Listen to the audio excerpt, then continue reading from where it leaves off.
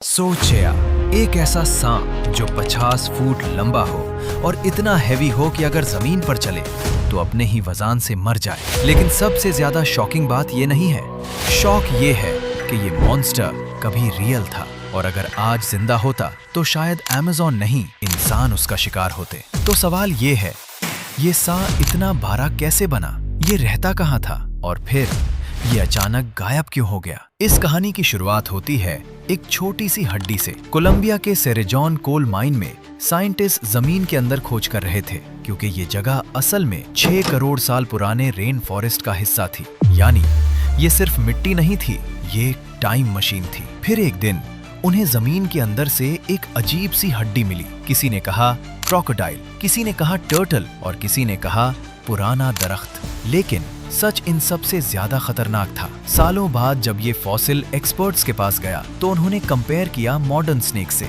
और जो उन्होंने देखा उसने साइंस को हिला दिया।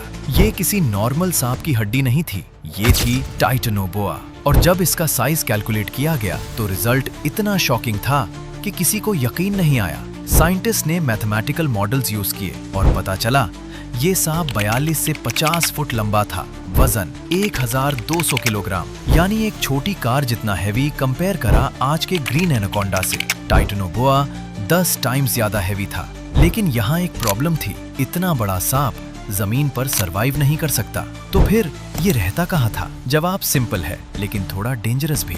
टाइटेनोबोआ जमीन का नहीं, पानी का किंग था। ये दाल दलों और गहरे पानी में रहता था, बिल्कुल आज के क्रोकोडाइल की तरह। सिर्फ उसकी आंखें और नाक बाहर होती थी, बाकी पूरा जिस्म पानी के अंदर। और फिर वो वेट करता था घंटों दिनों तक। जब कोई जानवर पानी पीने आता, अटैक लाइटनिंग स्पीड से होता। उसका प्रेशर 400 psi से भी ज्यादा। समझने के लिए सोचिया 2 एलिफेंट्स आपके सीने पर खड़े हो जाएं और फिर हड्डियां टूट जाती, ब्लड फ्लो रुक जाता और शिकार खत्म।